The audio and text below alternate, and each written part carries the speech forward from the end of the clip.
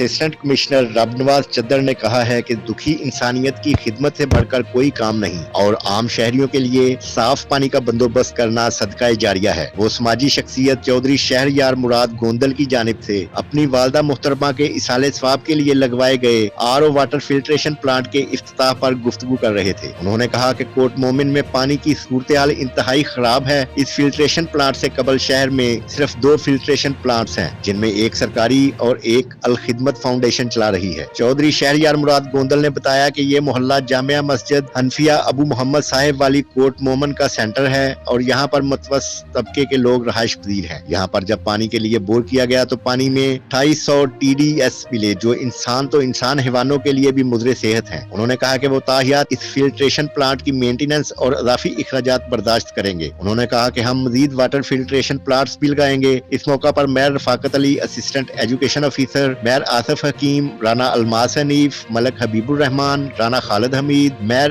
عمران گک سمیت دیگر بھی موجود تھے۔ کیمرہ ٹیم کے ساتھ نواز بٹی، کوٹ مومن۔